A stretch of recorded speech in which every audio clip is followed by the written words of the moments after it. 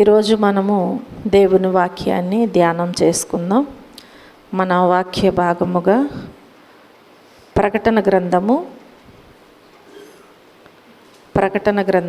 6వ అధ్యాయము.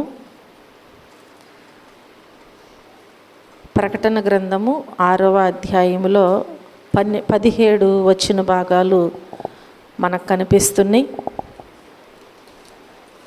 ఈ వచ్చిన భాగాలలో కొన్ని విషయాలు నేను మీకు తెలియచేస్తాను. మీరు శ్రద్ధగా వినవలసిందిగా ప్రభు పేరట మీ అందరికీ మనవి చేస్తున్నాను.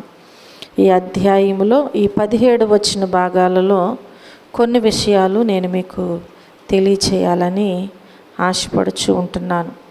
చూడండి, మనం జ్ఞాపకం చేసుకుంటే దేవుని వాక్యములో మనం చూస్తే 6వ అధ్యాయము మొదటి నుంచి 16వ వచనం వరకు గొర్రెపిల్ల మొదటి 6 ముద్రలు విప్పబడటం అనేది ఇక్కడ వ్రాయబడి ఉన్నది.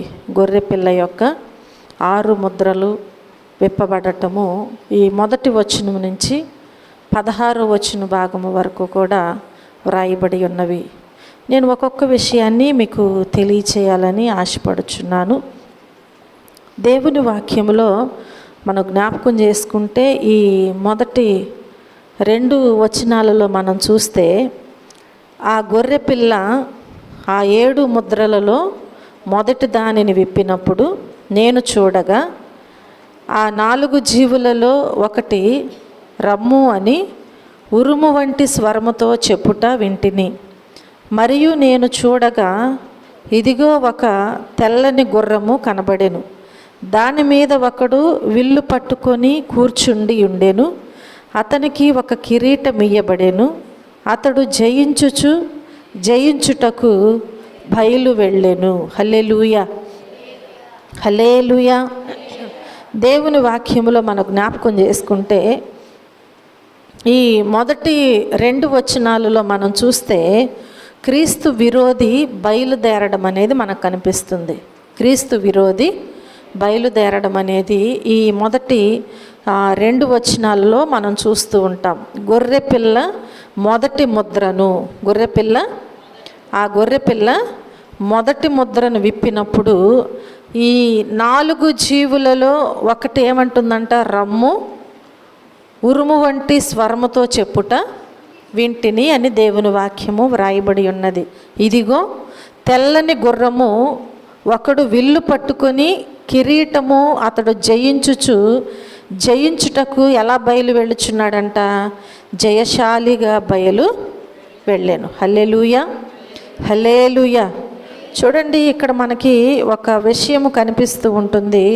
అది ఏంటి అంటే ఆ తెల్లని గుర్రము అనేది మనకు కనిపిస్తూ ఉంటుంది. ఏం కనిపిస్తుంది? తెల్లని గుర్రము కనిపిస్తుంది. ఆ గుర్రం ఎలా ఉందంట? ఒక గుర్రం ఎలా ఉంది? తెల్లగా ఉంది. ఆ తెల్లని గుర్రము ఎలా ఉంది అని మనం జ్ఞాపకం చేసుకుంటే దాని మీద ఏం చేస్తున్నారంట, విల్లు పట్టుకొని కూర్చున్నారంట. ఏం పట్టుకుని? విల్లు పట్టుకుని కూర్చుండి ఉన్నారు. అక్కడ కూర్చున్నటువంటి అతనికి ఏముందంట? కిరీటం ఉందంట. ఆ కిరీటం ఉన్నటువంటి అతను జయించటానికి ఎలా వెళ్ళుచున్నాడు అంటే ఒక జయశాలిగా బయలు వెళ్ళుచు ఉన్నాడు. హల్లెలూయా. చూడండి ప్రియమైన దేవుని బిడ్డలారా, రెండవదిగా మనం జ్ఞాపకం చేసుకుంటే 3, 4 వచనాలలో మనం చూస్తే ఆయన 2వ ముద్రను విప్పినప్పుడు రమ్ము అని 2వ జీవి చెప్పుట వింటిని. అప్పుడు ఎర్రనిదైన వేరొక గుర్రము బయలు వెళ్ళెను.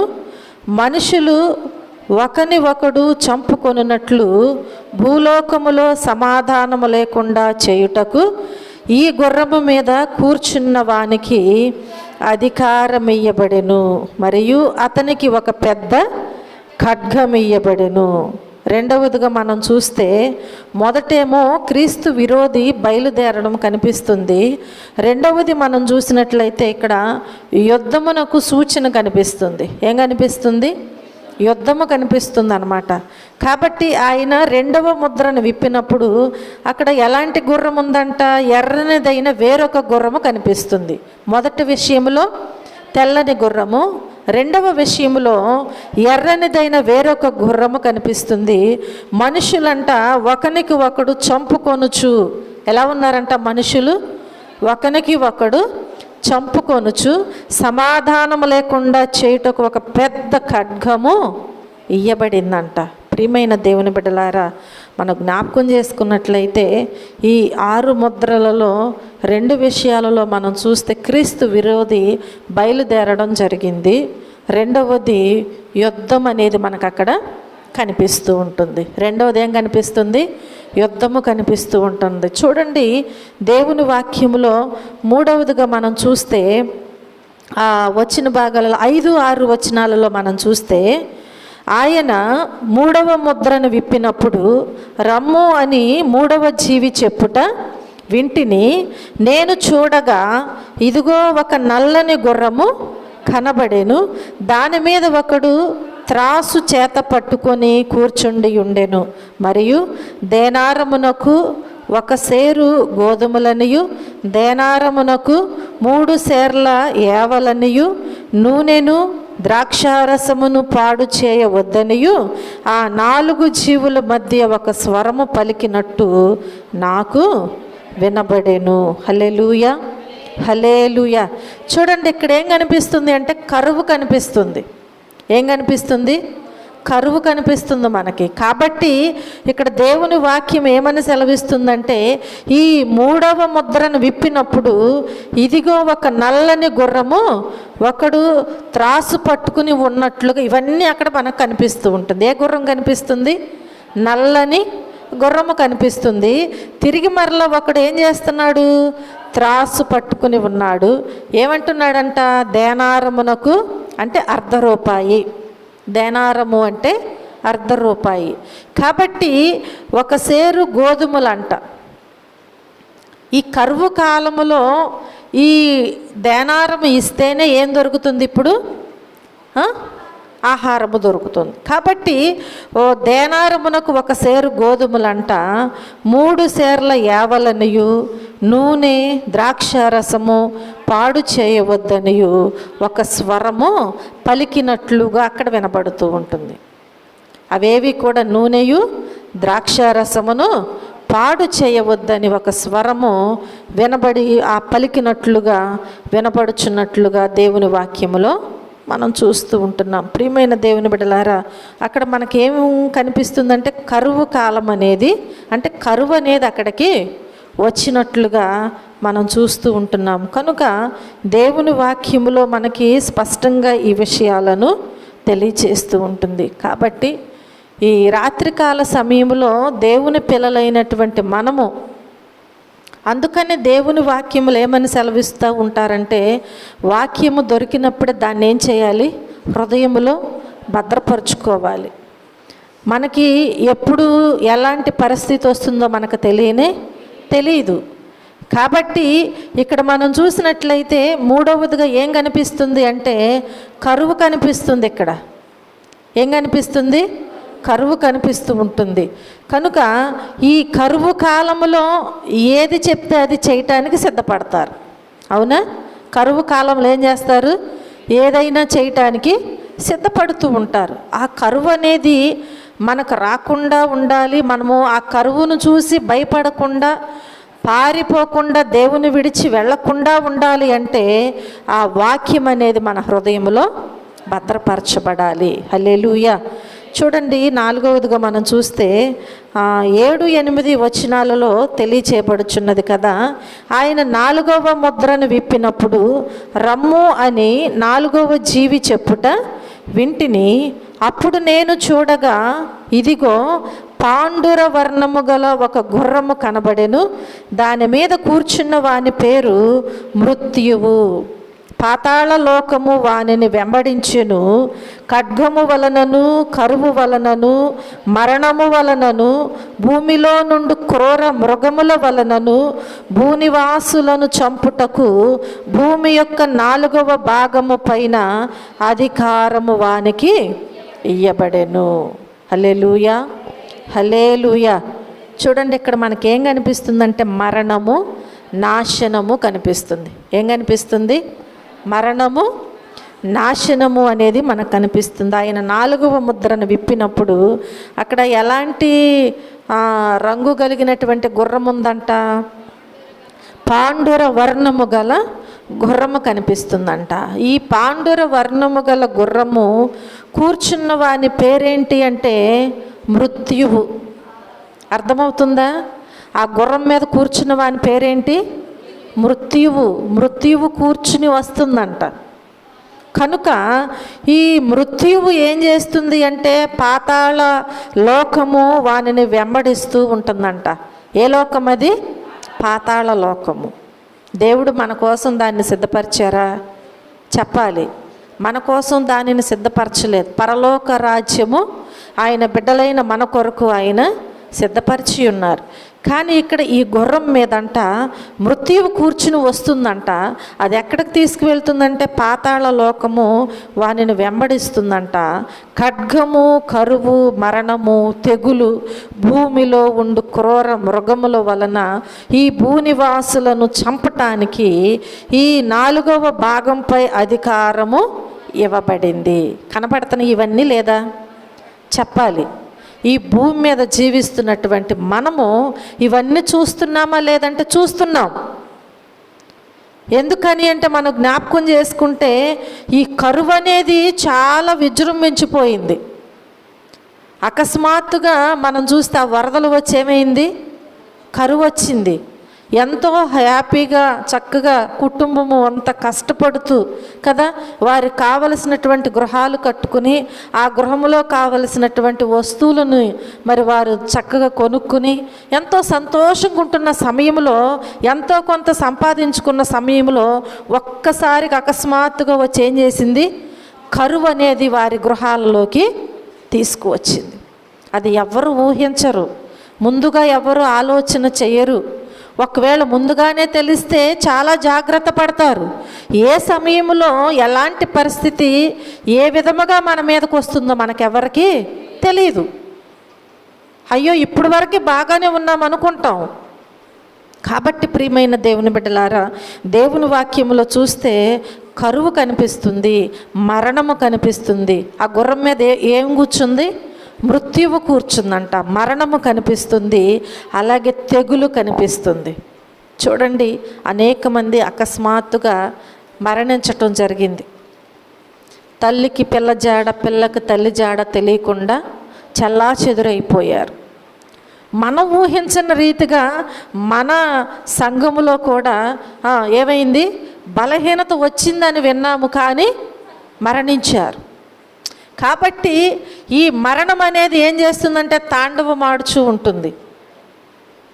కాబట్టి ప్రియమైన దేవుని బిడ్డలారా, ఇంకా మనం చూస్తే తెగులు అది భయంకరమైన పరిస్థితి మనందరం కూడా రుచి చూస్తున్నాం. ఎలాంటిది అంటే ఎప్పుడు జ్వరాలు వస్తాయి, ఎప్పుడు జ్వరాలు అనేవి వస్తాయి. కానీ ఇలాంటి విషపూరితమైన జ్వరాలు ఎప్పుడు మనము చూడలేదు. ఇంత భయంకరమైనటువంటి పరిస్థితి. జ్వరం రావటం ఏంటి? ఒళ్ళంతా కలర్ మారిపోవటం, వాపులు రావటం కదా, భయంకరమైన పరిస్థితులు.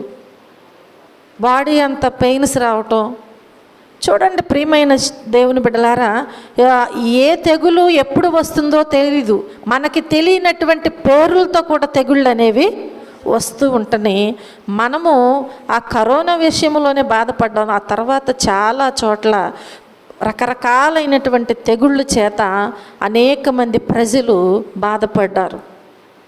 అనేక మంది ప్రజలు ఆ తెగుళ్ళకు గురి అయ్యి వారి జీవితాలను కోల్పోయిన వారు చాలామంది ఉన్నారు. ప్రియమైన దేవుని బిడ్డలారా, ఏం తీసుకొస్తుంది అంటే ఆ మృత్యువు అనేక రీతులుగా ఈ భూమి మీద మనకు బాధలను తీసుకొస్తూ ఉంటుంది.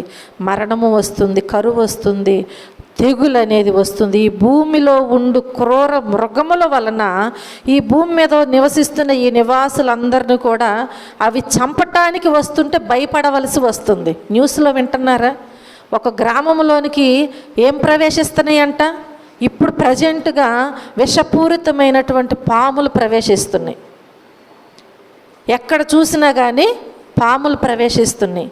అలాగే కొన్ని ఏరియాల్లో ఏమొస్తున్నాయి అంటే చిరుత పులులు వచ్చినాయి అని, భయపడిపోతూ, ఏనుగులు వచ్చి ఇబ్బంది పెడుతూ, పంటలు పాడు చేస్తూ, మనుషులను చంపుతూ కదా, భయంకరమైనటువంటి పరిస్థితులు ఈ మృగముల వలన కూడా, అంటే ఈ జంతువుల వలన కూడా మనుషులు బాధలు పడుతూ ఉంటున్నారు. ఇవన్నీ కూడా మనకి ఇప్పుడు మనం చూస్తున్నాం. కానీ కొన్ని వేల సంవత్సరాలకు పూర్వమే మన కొరకు బైబిల్ గ్రంథంలో భద్రపరచబడి ఉన్నది. కాబట్టి మనం ఎప్పుడు వింటాము, విని దానిని విడిచిపెట్టేస్తాం. ఇలాంటి పరిస్థితి ఒకప్పుడు వస్తుందేమో అని భయపడం. మనం ఇలాంటి రోజు అనేది మనం చూస్తాము, అనుభవిస్తాం, మనకు తెలియదు. కాబట్టి మనలో దేవుని కృప కావాలి అంటే, నేను చనిపోయినా పర్వాలేదు, నేను రక్షణ పొందాలి, దేవుని కొరకు నేను జీవించాలి, దేవుని బిడ్డగా బ్రతికినంత కాలము నేను బ్రతకాలి అనేది లేకుండా, నా జీవితము నా ఇష్టము అని చెప్పి, ఇది నా దేహం అని చెప్పి దీనిని పాడు చేస్తూ ఉంటే వీటి నుంచి మనల్ని తప్పించటానికి ఏది ఉండదు. కాబట్టి దేవుని వాక్యములో సెలవిస్తుంది కదా, ఈ క్రూర మృగముల వలన భూనివాసులను చంపటానికి 4వ భాగంపై ఏమొస్తుందంట, అధికారము దానికి ఇయ్యబడిందంట. హల్లెలూయా, హల్లెలూయా. కనుక ప్రియమైన దేవుని బిడ్డలారా, చనిపోయిన వారి విషయంలో మనం వదిలేస్తాము. బ్రతికి ఉన్నటువంటి మనము ఎలా బ్రతుకుతున్నాం? మన జీవితంలోకి దేవుణ్ణి చేర్చుకున్నామా లేదా? ఆయనను స్వంత రక్షకునిగా మనము అంగీకరించి ఆయనకి ఇష్టలుగా మనం బ్రతుకుతున్నామా లేదా? అసలు మనం ఎంతవరకు దేవుని నామాన్ని అవమాన పాలు కాకుండా గణపరచగలుగుతున్నాం? ఆయన వాక్కును ఎంతవరకు మనము నెరవేర్చగలుగుతున్నాం అనేది ప్రశ్న మనలో అందరికీ అవసరమై ఉన్నది. కనుక ఈ పరిస్థితుల ప్రభావం మన మీదకు వచ్చింది. ఆల్రెడీ అన్నీ జరుగుతూనే ఉన్నాయి. వీటి నుంచి మనం తప్పించబడతామా లేదనేది దేవుని చిత్తం. కానీ బ్రతికి ఉన్నప్పుడే, ఈ ప్రాణము, ఈ జీవం మనలో ఉన్నప్పుడే నిజమైన దేవుణ్ణి మనము ఆయన కోరినట్లుగా దేవుని నామాన్ని స్తుతించేవారుగా, ఆరాధించేవారుగా, దేవుని కొరకు బ్రతికేవారముగా మనం ఉన్నట్లయితే ఆయన రాజ్యములో నుంచి ఎవ్వరూ ఏది కూడా మనల్ని వేరుపరచదు. హల్లెలూయా. ఆ రీతిగా నేను జీవించాలని నీవు ఎప్పుడైతే అనుకుంటావో, ఆశపడతావో, అలా బ్రతకటానికి ప్రయత్నం చేయాలి.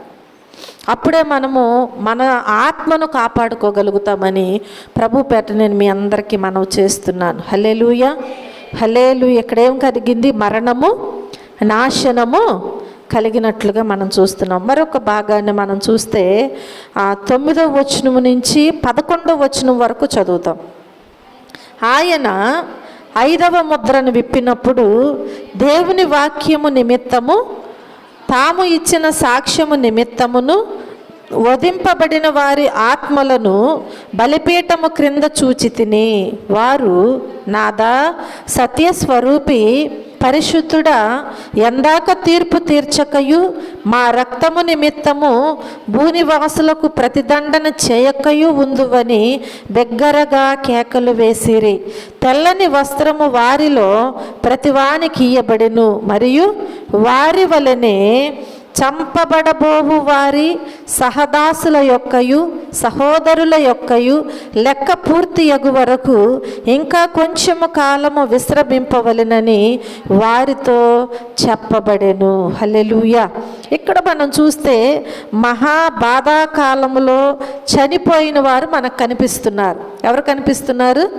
మహా బాధాకాలములో చనిపోయినటువంటి వారు మనకి చూస్తున్నాం. చూడండి, ఆయన 5వ ముద్రను విప్పినప్పుడు దేవుని వాక్యము సాక్ష్యము నిమిత్తము వధింపబడిన ఆత్మలను బలిపీఠము క్రింద చూచితిని అంటున్నారు. ఎక్కడ చూశారంట?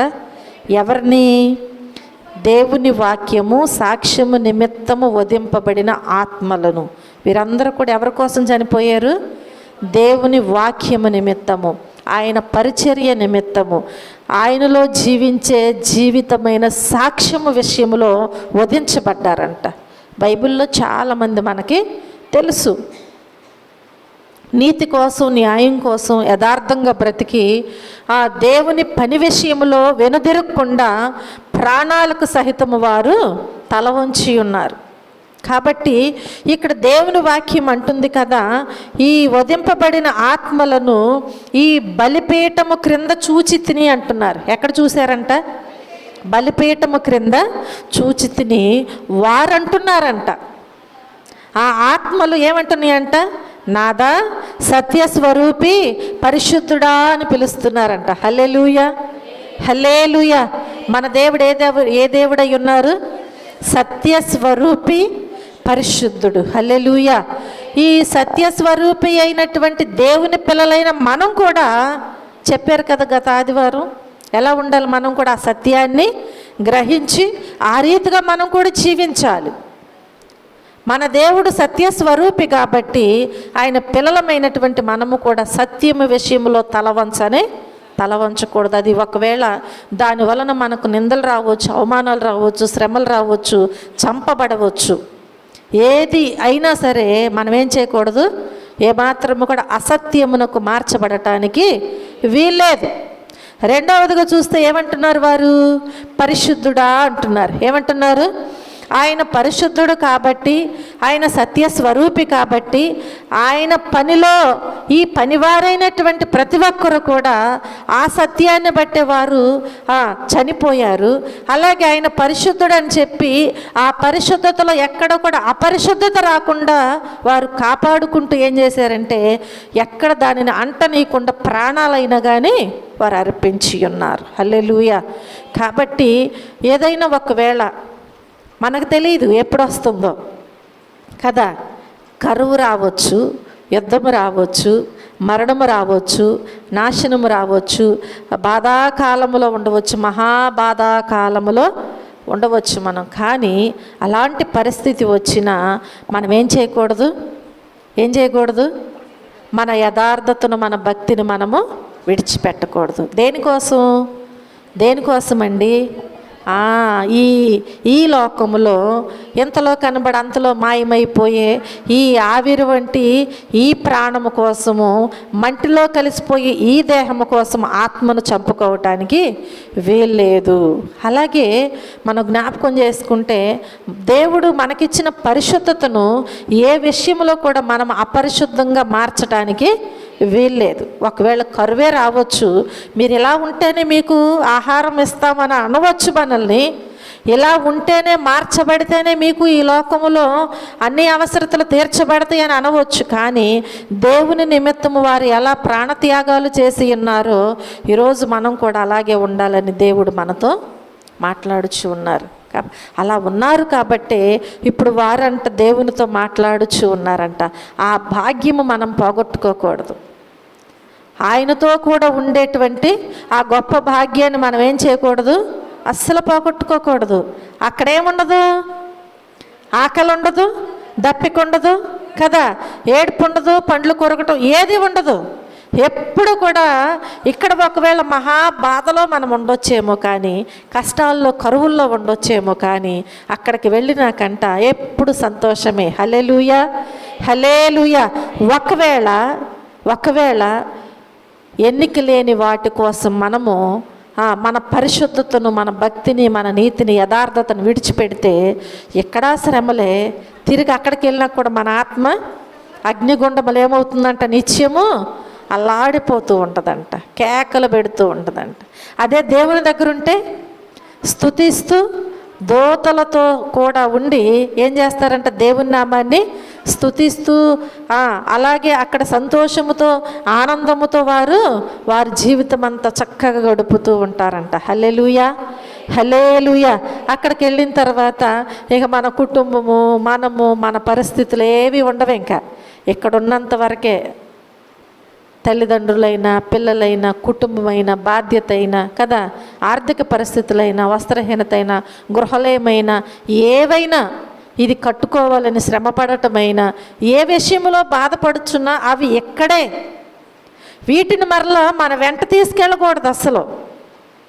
ఈ బాధ మరలా అక్కడ ఉండకూడదని మన దేవుడు మన కోసము పరలోక రాజ్యాన్ని, ఆ పట్టణాన్ని మన కోసం సిద్ధపరిచి ఉంచారు. హల్లెలూయా, హల్లెలూయా.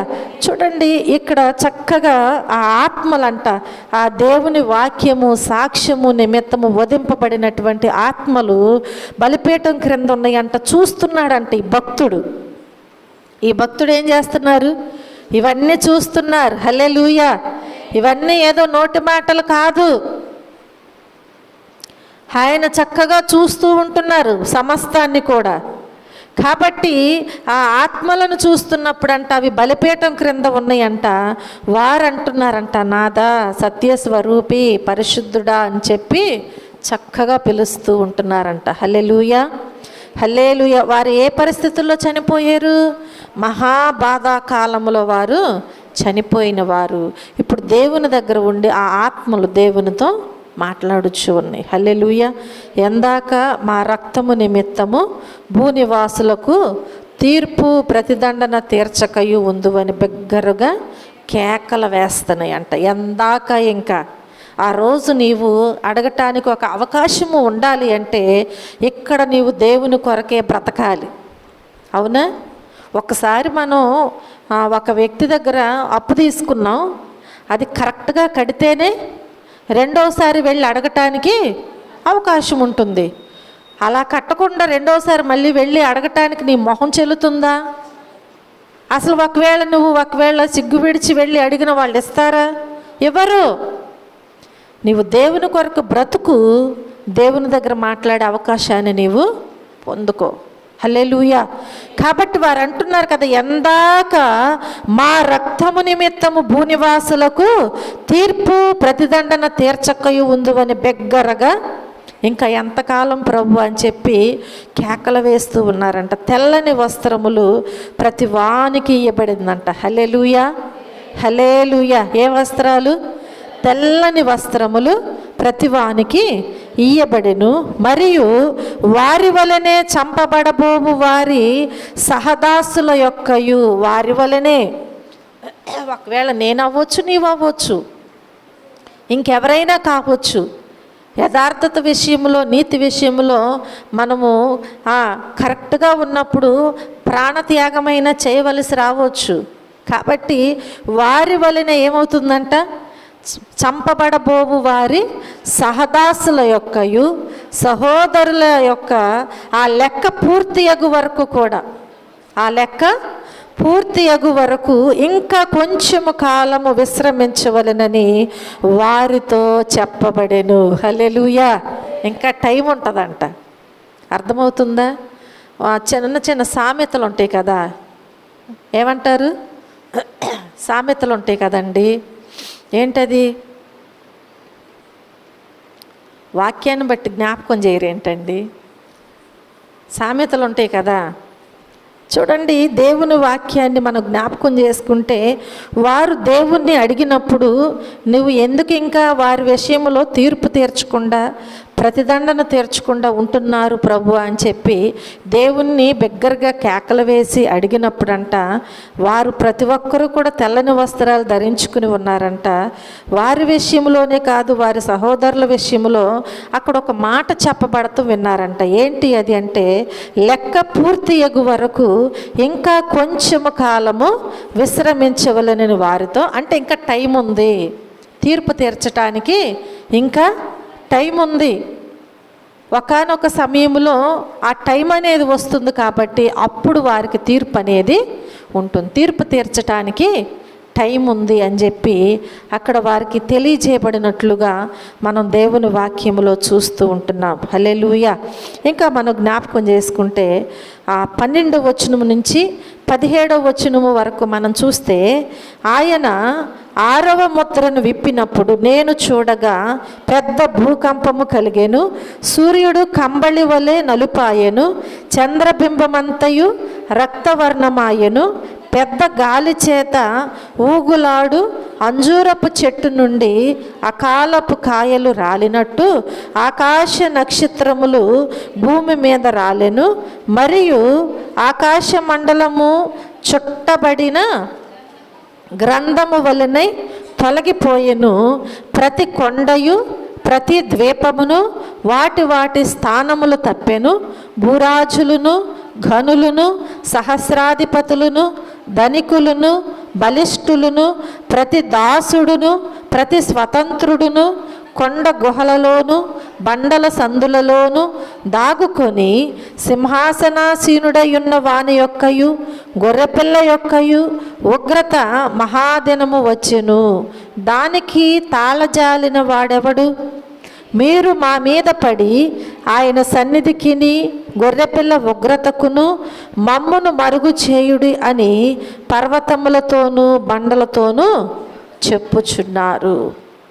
ఇక్కడ మనం చూస్తే ప్రభు దినమున సూచనలు కనిపిస్తున్నాయి మనకి. ప్రభు దినాన, ఆయన వచ్చే దినాన ఏం కనిపిస్తున్నాయి? సూచనలు చాలా మనకి ఇక్కడ కనిపిస్తూ ఉంటున్నాయి. ఆయన 6వ ముద్రను విప్పినప్పుడు నేను చూడగా పెద్ద భూకంపము ఏం కలిగిందంట? పెద్ద భూకంపము కలిగిందంట. సూర్యుడు ఎలా ఉన్నాడంట? కంబళి వలె నలుపైపోయాడంట. సూర్యుడు ఎలా ఉంటాడు? నల్లగా ఉంటాడా? ఎర్రగా ఉంటాడు. కానీ ఆ దినమున ఎలా ఉంటుందంట? కంబళి వలె నలుపాయను, చంద్రబింబమంతయు రక్తవర్ణమాయను అని దేవుని వాక్యము సెలవిస్తుంది. చూడండి ప్రియమైన దేవుని బిడ్డలారా, చంద్రబింబమంతయు రక్తవర్ణమాయను, పెద్ద గాలి చేత ఊగులాడు అంజూరపు చెట్టు నుండంట ఏ కాయలంటాయి? అకాలపు కాయలు రాలినట్లుగా. అంటే అది కాయలు కాసే కాలము కాదు. అర్థమవుతుందా? యేసుప్రభు వారు ఆకలి కొని అంజూరపు చెట్టు వైపు చూస్తే ఆయనకు ఒక్క కాయ కూడా, ఒక్క ఫలం కూడా కనిపించలే. చెట్టు అంతా ఎలా ఉందంట? ఆకులతో నింపబడిందంట. ఎంత వెతికినా ఒక్కటి కూడా కనిపించలేదు. ఎందుకని అంటే అది కాయలు కాలము కానీ దేవుడు ఏం చేశారు? దాన్ని శపించారు. మరలా వెళ్ళి వచ్చే సమయానికి ఏమైంది? ఎండిపోయిందంట అది. కాబట్టి ఇక్కడ కూడా మనం చూస్తే దేనితో పోల్చారు అంటే దేవుని వాక్యములో అంజూరపు చెట్టుతో పోల్చారు. వేటినండి? ఆకాశ నక్షత్రములను. ఆ ఊగులాడు అంజూరపు చెట్టు నుండి అకాలపు కాయలు రాలినట్టు ఆకాశ నక్షత్రములు ఏమవుతాయంట? భూమి మీద రాలిపోతాయంట. ఆకాశ మండలము చుట్టబడిన గ్రంథము వలె తొలగిపోతుందంట. ఒక గ్రంథము చుట్టబడినట్లుగా ఏమవుతుందంట? ఆకాశ మండలం అంతా కూడా చుట్టబడిపోతుంది. ప్రతి కొండయు ద్వీపమును వాటి వాటి స్థానములు తప్పిపోతాయంట. భూరాజులు ఘనులు సహస్రాధిపతులు ధనికులు బలిష్ఠులు ప్రతి దాసుడు ప్రతి స్వతంత్రుడు కూడా కొండ గుహలలో బండ సందులలో వెళ్ళిపోయి వారు దాగుకుంటారంట. ఎక్కడుంటారంట? కొండ గుహలలో బండ సందుల్లోకి వెళ్ళిపోయి దాక్కుంటారు. ఎవరు వీళ్ళు? ఎవరండి? గనులు సహస్రాధిపతులు ధనికులు బలిష్ఠులు. చూడండి, గనులంటే వారికి ఏం తక్కువ? మేడలు మిద్దులు ఉంటాయి, అవునా? సహస్రాధిపతులు ధనికులు, వారు ఏది కావాలంటే తెచ్చుకో. ఎవరికి అవకాశము లేదు. ధనికులు లేరు, దరిద్రులు లేరు, ఎవరికి అవకాశము లేదు.